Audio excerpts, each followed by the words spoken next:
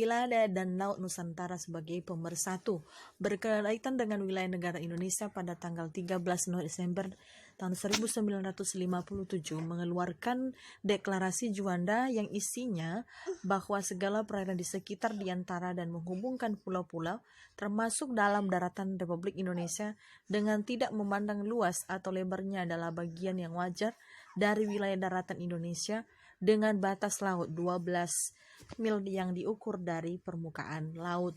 Jadi itulah mengenai wilayah dan laut Nusantara sebagai pemersatu negara dan sebagai pemersatu pulau-pulau di antara beberapa pulau lainnya.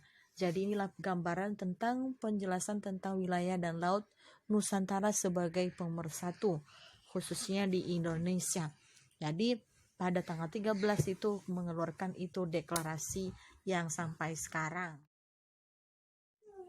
Selanjutnya, deklarasi tersebut menegaskan bahwa Indonesia merupakan satu kesatuan wilayah Nusantara dari laut bukan lagi sebagai pemisah, melainkan sebagai pemersatu bangsa Indonesia.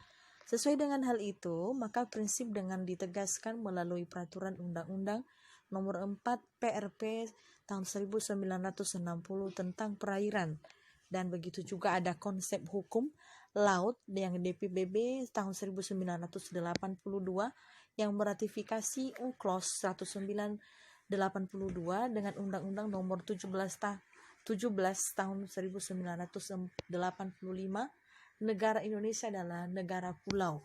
Jadi itulah dasar-dasar tentang prinsip-prinsip yang diatur dalam peraturan perundang-undangan yang ada di Indonesia, baik di dalam undang-undang maupun dengan PBB dan sebagainya.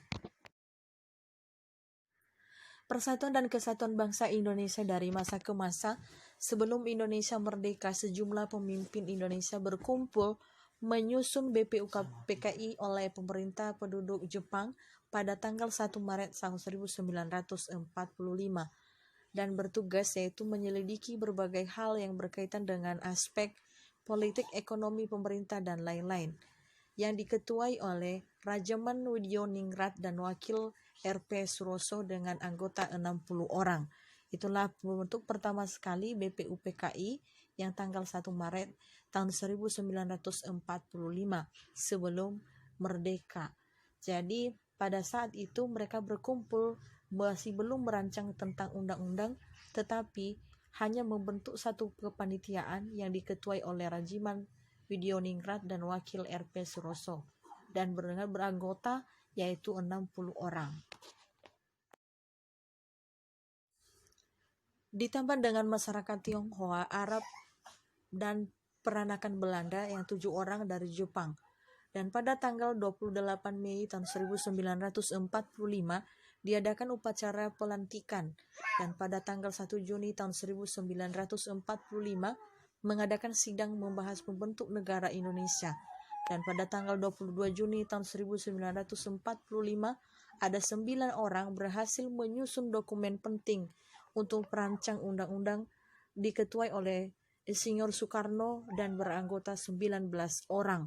Jadi pada saat itu mereka bekerja yang sudah dibentuk panitia untuk merancang undang-undang masih belum dengan pembentuknya tentang undang-undang, tetapi untuk peraturan-peraturan yang akan berlaku di dalam suatu negara tersebut, maka tercatat pada saat itu 19 orang yang termasuk ke panitia. Dan pada tanggal 11 Juli tahun 1945 terbentuk panitia perancang undang-undang dengan anggota 7 orang yang bertugas menyempurnakan undang-undang, karena tadi adalah 19 orang dan sekarang dibentuk oleh panitia dengan 7 orang untuk menyempurnakan hasil kerja yang dari 19 orang.